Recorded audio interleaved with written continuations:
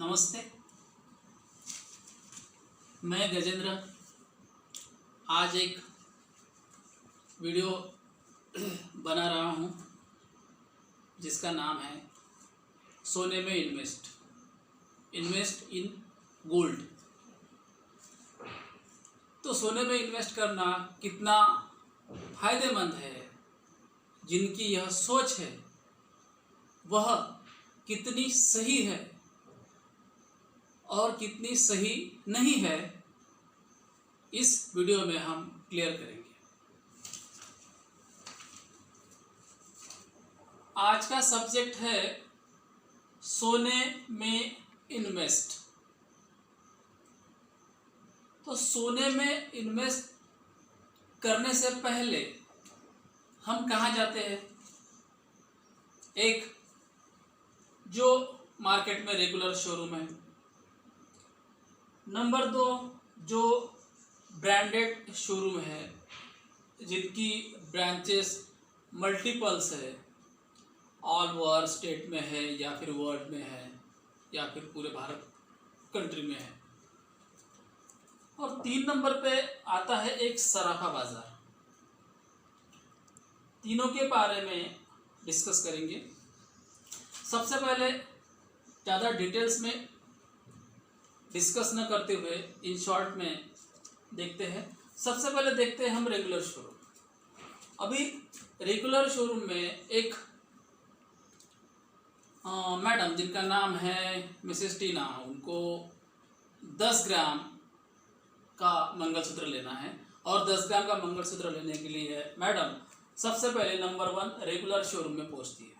ठीक है। अब रेगुलर शोरूम में जाने के बाद वहां पर उनको दिखता है एक रेट बोर्ड। रेट का एक बोर्ड होता है जहां पर लिखा होता है 24 कैरेट के रेट। समझो आज के दिन वहां के रेट 5,000 रुपये प्रति ग्राम है। 22 कैरेट के रेट 4,950। 18 कैरेट के रेट 4,300 रुपये ग्राम। और एक लास्ट में होता है मोड या फिर उसे कहते हैं एक्सचेंज। यानी मैं सोना बेचने जाऊं तो मेरे पास जो सोना है वह 4,900 के भाव से लेंगे, क्योंकि लेना और देना इसमें 100 रुपये का डिफरेंस प्रति ग्राम होता है। हर एक ज्वेलर्स का, किसी का अलग भी हो सकता है। ठीक है। तो अभी मिसेस टीना मैडम 10 ग्राम का मंगलसूत्र लेने के लिए शोरूम में पहुंचे, जहां 22 कैरेट का रेट है 4,950 प्रति ग्राम। ठीक है। अब वहां जाने के बाद मैडम को अलग अलग प्रकार की डिजाइन्स बताई गई, अलग अलग पैटर्न्स बताए गए। ठीक है। तो उसमें से मैडम को एक पैटर्न पसंद आया जिसकी मेकिंग चार्जेस यानी मजूरी प्रति ग्राम 300 रुपये थी। अब मैडम को जो ऑर्नामेंट्स देखे या दिखाए तो लगभग उनको एक 400 रुपये प्रति ग्राम वाले भी बताए, 500 रुपये प्रति ग्राम वाले भी बताए, एक प्रीमियम कलेक्शन होता है 600 रुपये प्रति ग्राम वो भी बताए। तो मैडम ने जिसकी मजूरी 300 रुपये प्रति ग्राम थी वह चूज की। ठीक है। तो मैडम ने 10 ग्राम का मंगलसूत्र लिया जिसका भाव था 4,950। 10 गुना 4,950 बराबर 49,500 रुपये का सोना हुआ।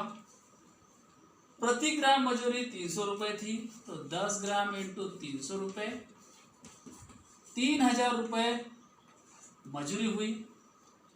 अब रेगुलर शोरूम में हॉलमार्क भी था, तो शोरूम वाले ने हॉलमार्क के 100 रुपये अलग से लिए। हॉलमार्क के 100 रुपये अलग से लिए। अब ये जितनी भी अमाउंट बनती है तो इसके ऊपर गवर्नमेंट लगाती है 3% GST।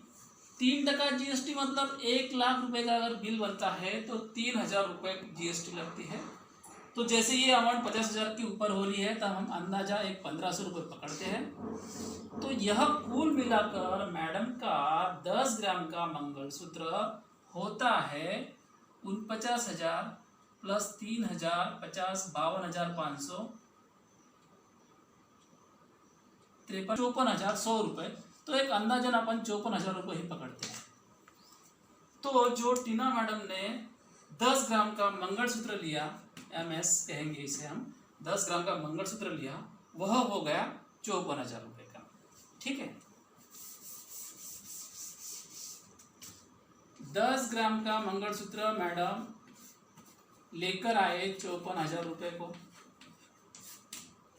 ठीक है, अभी 10 दिन के बाद, सिर्फ 10 दिन के बाद मैडम को एक विचार आया कि मुझे नए डिजाइन लिए, क्योंकि उसी ने एक जहाँ पे रहते हैं बाजू वाले के यहाँ एक नए डिजाइन देखी।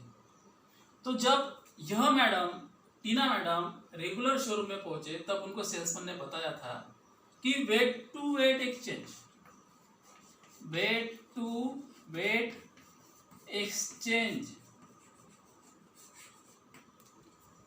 इसका मतलब हुआ मैडम को ऐसे लगा कि मैं यह चीज लेके दूसरी चीज उतनी ही ग्राम की लेकर आ सकती हूँ, ऐसी समझ उस वक्त मैडम की हुई। तो मैडम फिर से रेगुलर शोरूम पहुंची, मुझे वेट टू वेट एक्सचेंज करना है। तो सेल्समैन ने बताया कि मैडम 10 ग्राम और आज का भाव वही है जिस दिन आप सोना लेने आए थे, आज भी 22 कैरेट का भाव 4,985 है। तो 4,950 के रेट से आपके बनते हैं 49,500। और अगर आप इतने ही ग्राम का नया मंगलसूत्र लेते हैं, अगर उसकी मजूरी भी सेम है, 300 रुपये ही प्रति ग्राम है, तो आज के भाव से आपका नया मंगलसूत्र होगा 54,000 का। तो अगर आपको सिर्फ डिजाइन चेंज करना है तो आपको इसमें और 4,500 रुपये डालने पड़ेंगे। अब लगा मैडम को यह पहला झटका कि जिस वक्त मैं सोना ले रही थी, हो सकता है उस वक्त सेल्समैन ने बताया या फिर नहीं बताया, या फिर एज अ टीना मैडम ने परफेक्टली ध्यान नहीं दिया कि सामने वाला अपनी पॉलिसी क्या बता रहा है। तो वेट टू वेट एक्सचेंज का मतलब हुआ कि आप जितना ग्राम सोना ले जा रहे हैं, उस दिन जिस दिन आपको एक्सचेंज करना है, उस दिन जो भाव रहेगा, उस दिन के भाव से उतनी आपकी अमाउंट आएंगी। ये हुआ वेट टू वेट एक्सचेंज। और जो मजूरी लगती है, मेकिंग चार्जेस, GST, यह आपको रिटर्न नहीं होगी। इसके अलावा आप जो नई चीज ले रही है उसके ऊपर भी अलग से देनी होगी। जैसा कि आपने उदाहरण देखा कि मैडम को एक्सचेंज करना है, तो एक्सचेंज की वैल्यू 10 ग्राम की सिर्फ 49,900 ही आ रही है, और मैडम को नया मंगलसूत्र लेना है तो उसके लिए और 54,000 रुपये उनको भरना है। मतलब 4,500 रुपये सिर्फ डिजाइन चेंज करना है 10 ग्राम के पीछे, तो 4,500 रुपये अलग से लगेंगे। ये लगा मैडम का पहला झटका। अभी दूसरा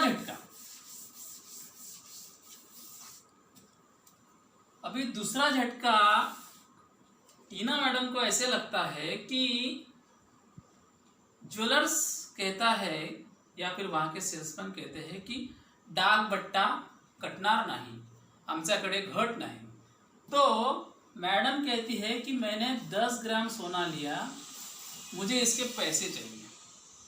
उस दिन तो भाव है 4,950 22 कैरेट का, 24 कैरेट का है 5,000 रुपये, लेकिन एक्सचेंज का भाव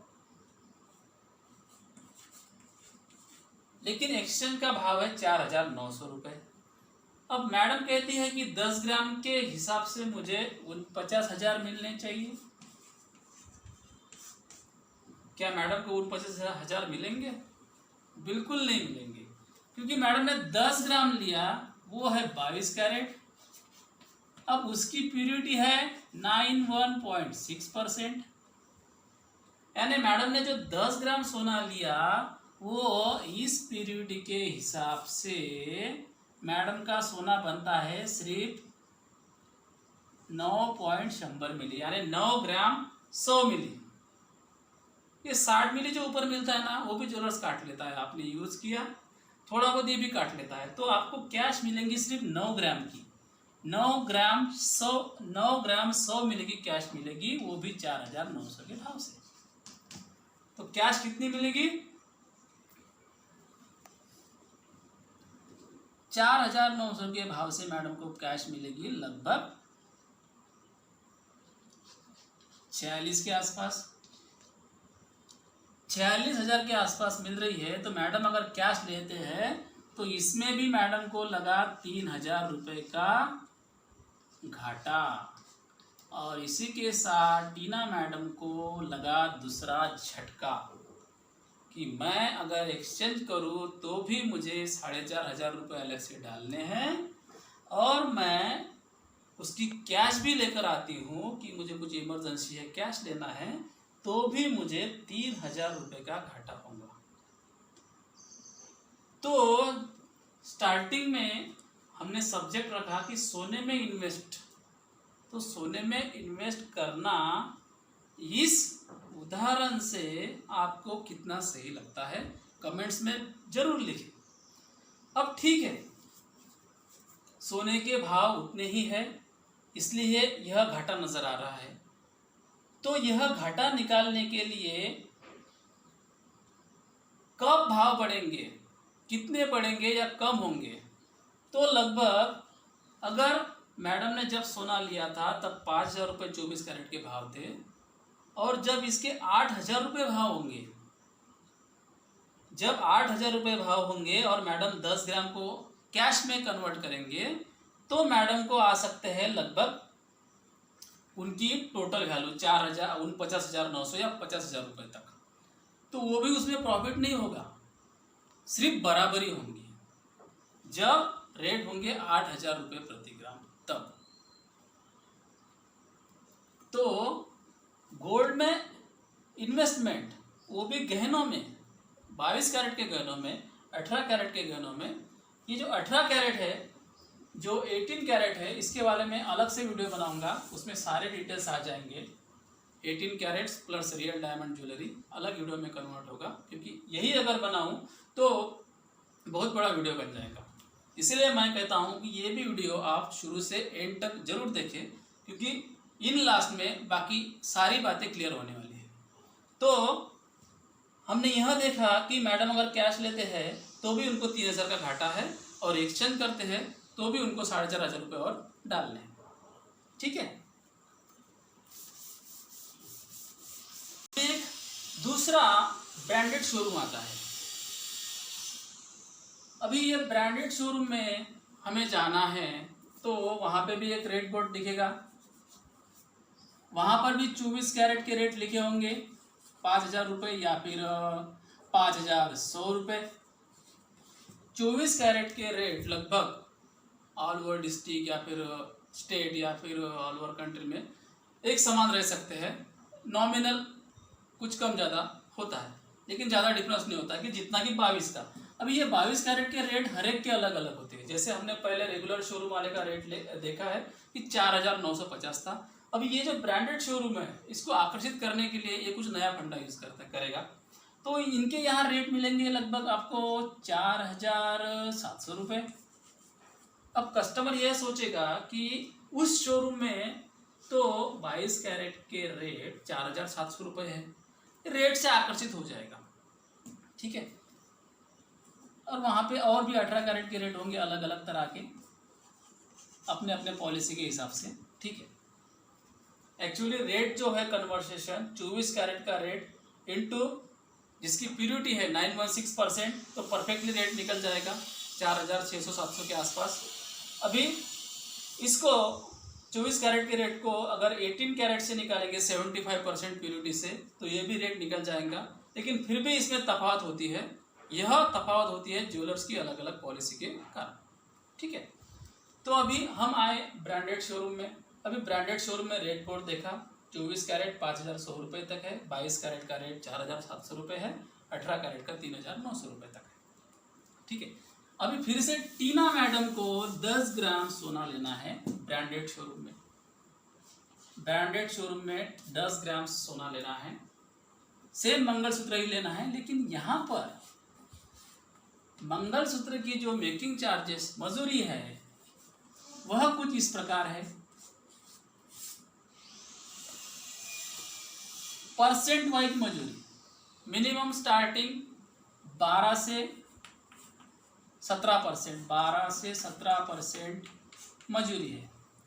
तो जो मैडम यहाँ मंगलसूत्र लेने वाली है उसको मजूरी लगेगी कम से कम 875 रुपये पर ग्राम।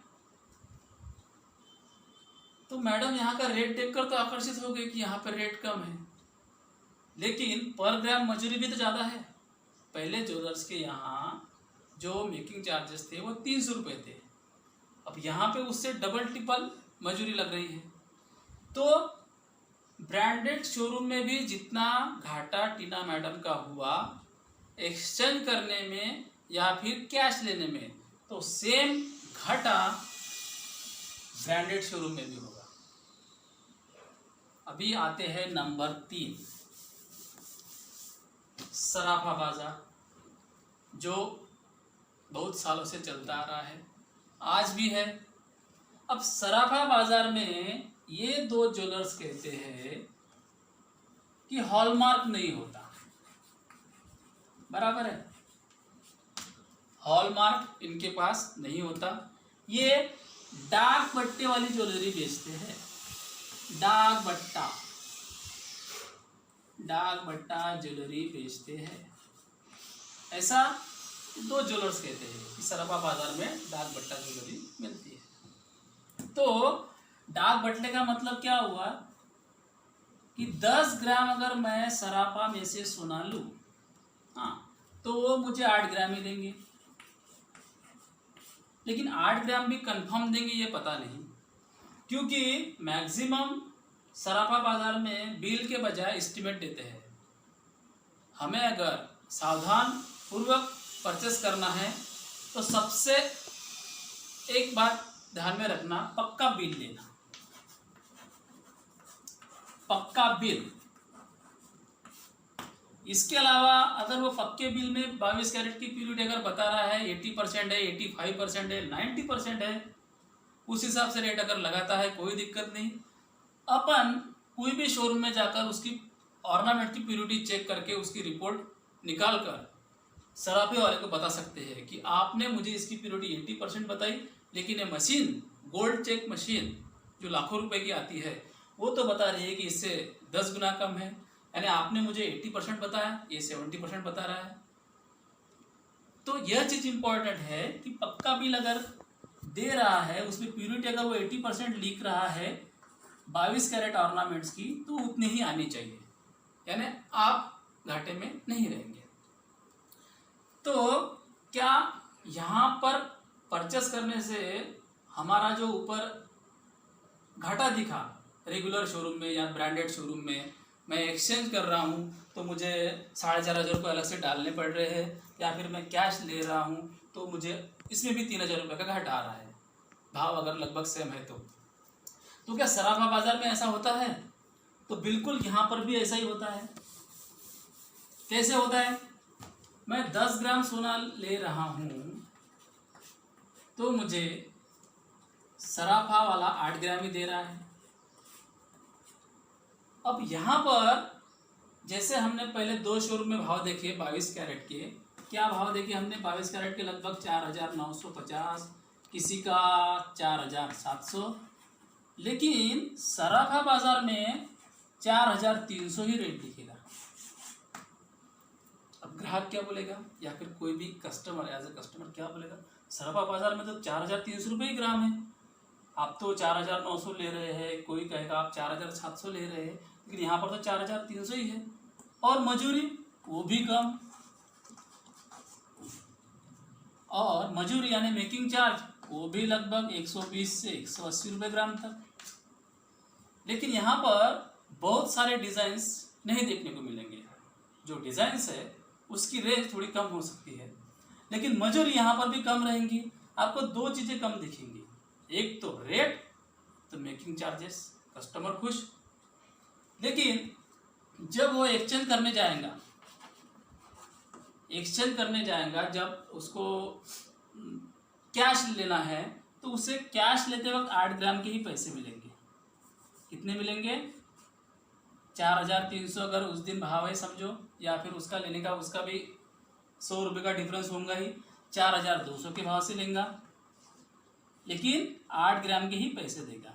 आपने जब लिया तो 10 ग्राम लिया, लेकिन लेते वक्त बेचते वक्त 8 ग्राम के, ज़्यादा से ज़्यादा 35,000 तक इसके पैसे आ सकते हैं आपको। तो ये जो घाटा है ना, ये लास्ट में दिखेगा। एक्सचेंज भी करना है तो सेम यही पॉलिसी यूज करेगा। तो रेगुलर शोरूम से परचेस करो, ब्रांडेड शोरूम से परचेस करो, या सराफा बाजार से परचेस करो, नुकसान तो है ही। अभी और एक इम्पोर्टेंट बात बताऊंगा।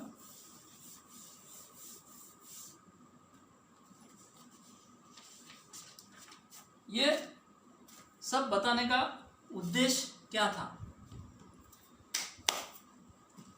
ये जो मैंने गोल्ड में इन्वेस्टमेंट यह सब्जेक्ट रखा और इसके रिगार्डिंग कुछ एग्जांपल्स दिए, जैसे रेगुलर शोरूम में क्या होता है, जैसे एक ब्रांडेड शोरूम में किस प्रकार का व्यवहार होता है, सराफा बाजार में किस प्रकार का व्यवहार होता है। तो जैसे मैक्सिमम लोगों की सोच रहती है कि गोल्ड में हम इन्वेस्टमेंट तो कर ही रहे हैं। अब एक इन शॉर्ट में एक एग्जांपल देता हूँ कि गांव में